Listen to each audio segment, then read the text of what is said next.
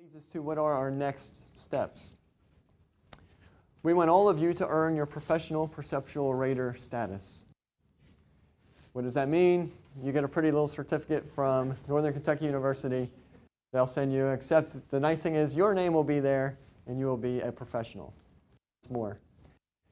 So that's what we're looking to accomplish. So we're going to complete the PostTest, which is, I've left that with you.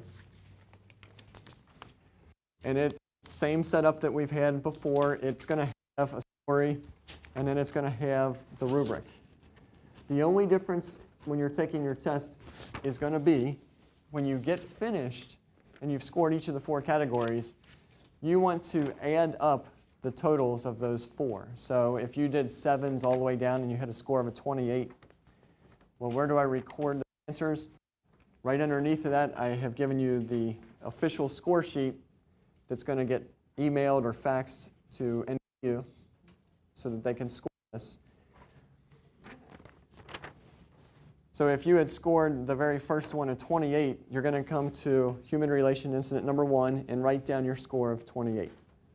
And you'll repeat that for the 13 questions and 13 scenarios, and then the directions on what to do are attached.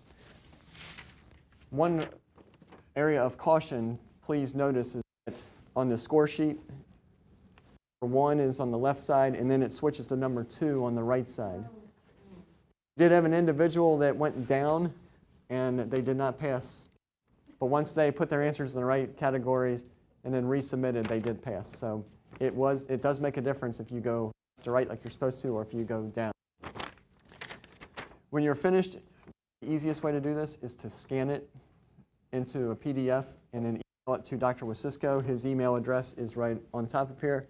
He usually responds within 2 days, usually 2 business days. He'll get an answer back to you explaining how you did and then letting you know if you got your certificate, which will be attached to that email.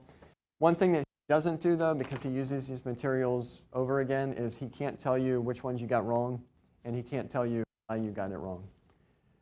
One thing that I've been able to do by talking to some of the individuals that have taken the test is kind of get an idea of what people are generally answering, and then we can have internal discussion about why a certain one was the way it ended up being. But as far as actually getting the exact answer, we're not going to be able to have that information provided to us. Send your results to Dr. Wasisco. He'll get it back to you so you get your certificate.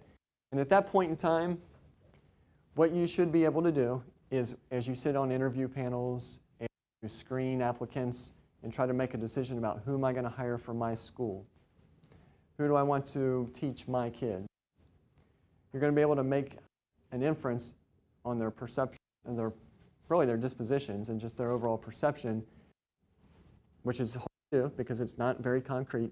But now we have a rubric that really, as we start to take a look at these different categories that are very integral to what we're going to do in the district, kind of funnels us into making sure we're going in the right direction and making sure that we're hiring those individuals that we talked about that really, truly care about our kids and that are truly going to make sure that they're all college, career, and life ready as we move forward.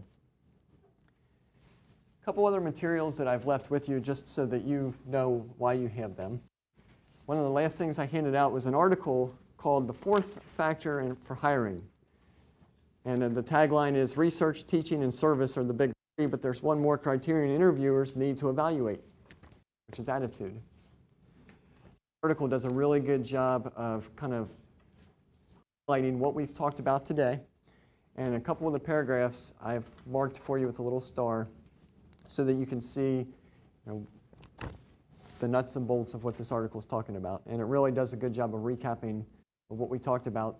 The other thing I like about this is it gives some other type of interview questions that you might want to incorporate in your schools. Maybe you have a rubric that you've been using for some time that you put all your teacher candidates through, but maybe you can tweak your rubric and ask some different types of questions.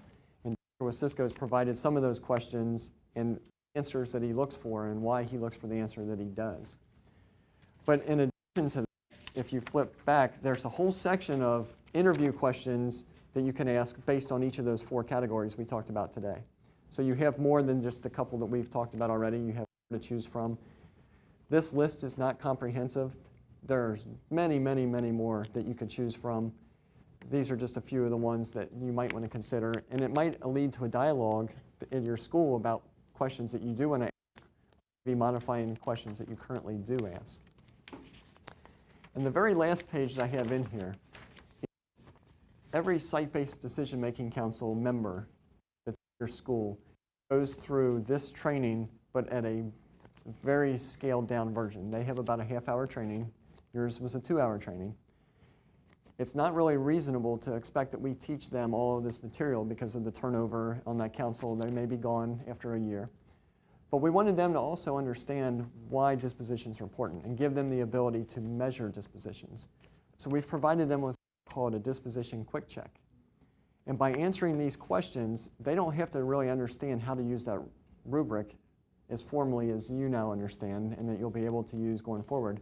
But at least it keeps them talking the same language as you, looking at the same areas that you're looking for, maybe in a little less detail. But if some of these questions could be answered, does this teacher have a can-do attitude? Do they identify with diverse populations? Do they think all students can learn? You can kind of see the pattern about where those would fall in those 4 categories. And then you know when you have a discussion amongst your panel that everybody's talking about the same pieces of information. So more just kind of more for your information and that, so that you know that you can have the confidence that your council members have also been trained in this area as well. My hope is at the end of today that we've accomplished our goals, which are, first of all, can I identify what are dispositions? And when we look at disposition, what was the key word that we bolded and underlined? Perceptions, but we want to make sure it's the natural perceptions. The key is natural. We want to pull out of these individuals that we're talking to, they're going to react in the heat of the moment. And then we want to know why these are important to me and then to our students. And just why are they important? Why do you think they're important to us as administrators? Because teachers drive instruction. If you have the right people in place, then your students are going to be learning, and that's the overall goal. Want students to learn and be successful, and you need to have the right people in place to make that happen. And as Superintendent Poe mentioned, teachers do make a difference. And they do make a difference by putting the right ones in front of those individuals. And so I think that makes it pretty obvious why it's important to the students. Even though they may not want to readily admit to it, they do like those good teachers that make a difference. And we saw how that worked when we talked about our favorite teachers and when we talked about our least favorite teachers. And dispositions do truly make a difference. And as that survey showed, 75% of what we look for in a good teacher are these dispositions, which are things that are not that easy to measure. And then finally, how do I measure dispositions while interviewing? Well, we have the rubric that we use now. We know our site-based councils have a scaled-down version of that rubric. And where am I getting this information from?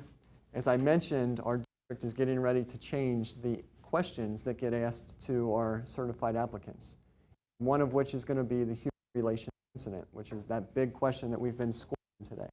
So you're going to have the ability to look at the candidates for your individual schools. An important event was that they picked out, and then you get the luxury of being able to sit down and score them, just like we've been scoring these examples today. But this is real-life information about someone that you may or may not bring into your school, which is going to affect your school, going to affect your students, and it's going to affect the district. So you have that tool to use, not only in the interview process, but even before you get to the interview process, so that hopefully we've kind of screened out those individuals that we don't want to talk to.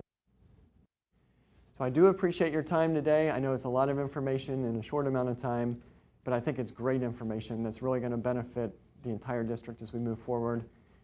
Teachers do make a difference. You make a difference by putting the right teachers in front of our students and making sure that all of our students are college, career, and life ready.